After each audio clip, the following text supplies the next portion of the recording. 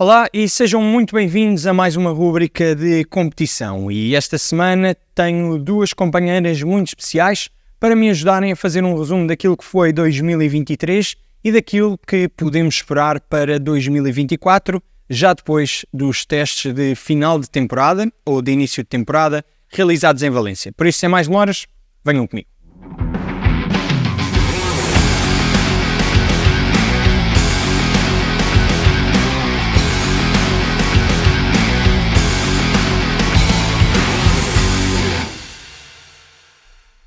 Vamos então tentar ser rápidos naquilo que é o resumo de 2023, uma vez que há muitas alterações e muitas mudanças na grelha para 2024 e há muito que podemos falar e tentar prever para a época que se avizinha no MotoGP. Vamos começar por falar do campeão Pecco Bagnaia, que iniciou a temporada de 2023 de forma fortíssima, principalmente nos testes de Portimão, onde todos olharam para os tempos de Pecco Bagnaia e disseram, bem, se calhar esta temporada não vamos ter grandes hipóteses. Ainda assim, havia um outro italiano interessado em intrometer-se na luta pelo título, e o nome desse italiano era Marco Bezzecchi, que começou também muito bem a temporada de 2023, ainda assim foi caindo um pouco de forma, e quem apareceu foi Jorge Martin, que conseguiu subir de forma, conseguiu estar muito confiante na sua Ducati, a pilotar muito bem e com um foco claro a incomodar e muito Pecco Bagnaia na luta pelo título. Foi isso que fez e levou a discussão do título até Valência, onde acabou por perder, acabou por ficar com o segundo lugar do campeonato, entregando no domingo o título a Pecco Bagnaia com mais de 20 voltas ainda para cumprir, numa altura em que falhou a travagem no final da reta da meta. Quase terminava a sua corrida e a de Pecco Bagnaia, e depois, na tentativa de recuperar lugares, acabou por cometer um erro e acabou também com a corrida de Marc Marquez, terminando assim de forma precoce a luta pelo título. E já que falámos do nome de Marc Marquez, vamos falar também daquilo que foi um pouco a temporada do piloto espanhol. Começou não muito bem, com um acidente a envolver o piloto português Miguel Oliveira, e claramente o resto da temporada foi marcado por algumas lesões e muitas quedas, e também por uma dificuldade enorme em fazer funcionar a Honda. Marc Marquez registrou mais de 20 quedas ao longo da temporada com esta moto. Joan Mir, honestamente, confesso que não vi as estatísticas de quedas do Mir, mas se não foram 27, 28, provavelmente esteve lá perto também. Os pilotos da HRC, da Honda oficial, da Repsol Honda, não conseguiram fazer funcionar de forma alguma a moto. Os pilotos da equipa privada também não, ainda que haja uma vitória quase milagrosa de Alex Rins no Circuito das Américas no ano 2023, mas a marca nipónica teve em sérias dificuldades em 2023 e isso levou à principal e à menos esperada movimentação na grelha de partida, que foi Marc Marquez assinar pela Ducati, mas isso fica para daqui a pouco. E se estamos a falar de épocas menos conseguidas, temos obviamente de falar também da temporada da Yamaha, onde Fábio Quartararo, que foi campeão em 2021, não conseguiu fazer também absolutamente nada da máquina japonesa. As motos japonesas parecem ter ficado muito para trás depois da altura do Covid, comparativamente às marcas europeias, nomeadamente a Ducati, a Aprilia e a KTM, e tanto Fábio Quartararo como Morbidelli não conseguiram fazer praticamente nada da Yamaha em 2023. Continuando ainda nos pilotos que tiveram menor sucesso, em 2023 temos logicamente e infelizmente de falar do nosso piloto Miguel Oliveira, que teve uma temporada marcada por muitas lesões. O Miguel, quando esteve bem ou perto do pico de forma, viu-se que o Miguel tinha capacidade para extrair o potencial da Aprilia. A verdade é que foram poucas as provas em que o Miguel conseguiu estar, eu diria, entre 85% a 100% do seu potencial físico para extrair o que a Aprilia tem para dar. Noutras circunstâncias, houve também alguma dificuldade da própria marca de Noale entregar um pacote competitivo aos pilotos, principalmente aos pilotos da equipa privada. Mesmo os pilotos de fábrica tiveram algumas dificuldades em determinados circuitos, onde se percebia que são os circuitos que a Aprilia tem menos dados para trabalhar. A Aprilia prometeu então muito no início da temporada, mas termina o Mundial apenas em 6º e 7º, com Aleix Espargaró a ser o melhor piloto Aprilia na temporada que terminou agora em Valência, e Maverick Viñales logo atrás em 7º lugar. Eles que tiveram a discutir essa posição de final de campeonato na última corrida, mas a verdade é que se esperava um pouco mais da Aprilia, tanto na equipa de fábrica como na equipa privada, que muitas vezes viu que estava com um material, digamos, muito menos competitivo do que aquele que era apresentado à equipa de fábrica. Inclusive a Viñales afirmou mesmo que não fazia muito sentido existir uma equipa privada da marca italiana se fosse nos moldes em que estava a funcionar a equipa de Miguel Oliveira, uma vez que os pilotos pouco ou nada testavam e tudo o que era testado era por parte do piloto de testes, Luca Savadori, ou então por Maverick Viñales e Aleix Espargaró. A KTM deu um grande salto qualitativo, pelo menos na equipa oficial, onde Brad Binder acaba mesmo por conseguir o 4º lugar no final do campeonato e conseguiu algumas vitórias também em corridas sprint. Portanto, foi uma época, eu diria que positiva para a KTM, apesar de na equipa Gás, que no início do ano os responsáveis da KTM afirmavam que ia ser quase como uma segunda equipa oficial, não conseguiu ter os mesmos resultados, também devido a Pol Espargaró logo no início do ano ter tido uma queda muito feia em Portimão e ter ficado afastado praticamente mais de metade do campeonato. Portanto, e não foi fácil também quando o piloto espanhol voltou de recuperar o ritmo. A Gás tinha também o único rookie na grelha de partida, Augusto Fernandes, portanto era complicado a equipa ter conseguido talvez melhores resultados do que aqueles que conseguiu, ainda que se percebeu que a equipa Red Bull KTM recebia algum material que a Gás ou nunca recebeu ou recebia muito mais tarde. Uma nota então para Jack Miller, que trocou a Ducati oficial por uma KTM oficial e que teve uma época também não muito positiva, podemos dizer assim. É verdade que foi a primeira temporada do piloto australiano aos comandos da KTM. Brad Binder está mais do que feito àquela moto, ainda assim talvez fosse esperado um pouco mais de Jack Miller, mas vamos ver o que acontece nesta segunda temporada do piloto australiano aos comandos da máquina austríaca.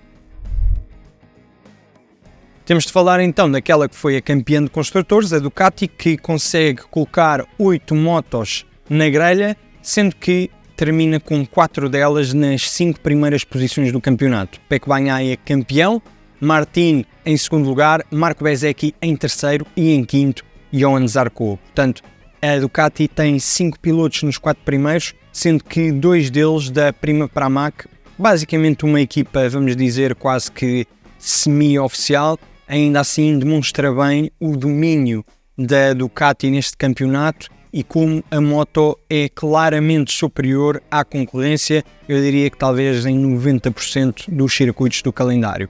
E com isto fechamos 2023 e vamos então para as previsões de 2024, que eu aposto que vocês estão ansiosos. Por isso, vamos lá. E como não podemos falar todos, para não criar aqui um vídeo de 1h30, vamos falar daquelas que foram as movimentações mais importantes. E vamos começar, como é óbvio, pela movimentação de Marc Marquez para a Ducati. Marquez que sai assim da Honda, do construtor e da marca onde estava desde o início da sua carreira no MotoGP, onde conseguiu 6 títulos mundiais na classe maior do motociclismo e da velocidade, e passa então para a Ducati, a marca que está a dominar o campeonato há 2 anos e a marca que conquistou o título de construtores e de pilotos também na temporada de 2023. Marc Marquez já rodou então na Ducati, que vai ser a sua moto para o próximo ano, e foi assustadoramente rápido. E digo isto porque muitos esperavam que Marquez subisse à Ducati e, ok, vai ser mais rápido que na Honda, mas também não vai ser bem assim. Bom, a verdade é que Marques terminou os testes de Valência na 4ª posição, com um fantástico tempo e, acima de tudo, por aquilo que nós conseguimos ver, porque não conseguimos saber o que Marc Marquez está a pensar, mas por aquilo que conseguimos ver, muito satisfeito com a sua moto. Logo após a primeira saída, onde Marques rodou relativamente devagar, o piloto espanhol chegou à boxe, sorriu, um sorriso de orelha a orelha, acenou com a cabeça como quem diz, ok, esta moto é mesmo aquilo que diziam que era. Portanto, pode ser um piloto a ter em conta na luta pelo título em 2024, será certamente um piloto muito rápido e que vai tentar discutir vitórias, certamente. Foi para isso que ele mudou para a Ducati, para a moto mais competitiva da grelha neste momento, e saiu de uma Honda que estava em extremas dificuldades, mas veremos se Marc Marquez não tem alguma limitação a nível físico e mental devido a tudo o que se passou nos últimos anos e das lesões que Marc Marquez foi recolhendo ao longo dos últimos anos. Veremos se isso não tem influência no piloto espanhol. Seria muito interessante se Marc Marquez estivesse no topo da sua forma física e mental, porque aí será um sério candidato ao título e, com aquilo que vimos em Valência, será um piloto muito rápido e a ter em conta na discussão das vitórias, eu diria que em todas as corridas na temporada de 2024. Mas digam nos comentários o que acham sobre o que pode ser Marc Marquez em 2024 aos comandos da Ducati. Antes de continuarmos naquelas que foram as movimentações na grelha e as mudanças de equipa, temos de falar também de Miguel Oliveira, que apesar de ficar na Aprilia no próximo ano, não se sabe em que equipa. Isto é, neste momento existe uma enorme confusão, pelo menos à data da gravação deste vídeo, existe uma enorme confusão naquilo que é a criptodata RNF Aprilia, se vai ser uma outra equipa, se a equipa se vai manter, o que é que vai acontecer. Certo é, e já foi dito, ou por aquilo que é dito na comunicação social e aquilo que é sabido, Miguel Oliveira tem contrato com a Aprilia. Portanto, o Miguel Oliveira não vai ficar desempregado, por assim dizer. Resta saber como é que vai ser gerida esta situação por parte da Aprilia, como é que vai ser gerida esta situação por parte da Dorna, se vai entrar uma nova equipa, se fica a criptodata, se o Miguel tem motas de 2023 ou de 2024. Portanto, há aqui uma enorme incerteza. Certeza é que 2023 está para trás, é para esquecer, e certamente que o Miguel vai querer recuperar a 100%, tanto mentalmente como fisicamente, para a temporada de 2024, na tentativa daquilo que é o objetivo, certamente de todos os pilotos que estão naquela grelha de partida, mas que é um objetivo assumido por parte de Miguel Oliveira, que é discutir o título. Aqui são precisas duas coisas: sorte, algo que faltou a Miguel Oliveira em 2023, e uma moto que lhe permita discutir vitórias e bons resultados, algo que lhe faltou também em 2023.